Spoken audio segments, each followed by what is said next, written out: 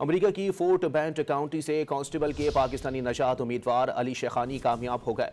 अली शेखानी ने पाकिस्तानी नशात नेबल शाइक को कांस्टेबल की नशिस्त पर शिकस्त दी है।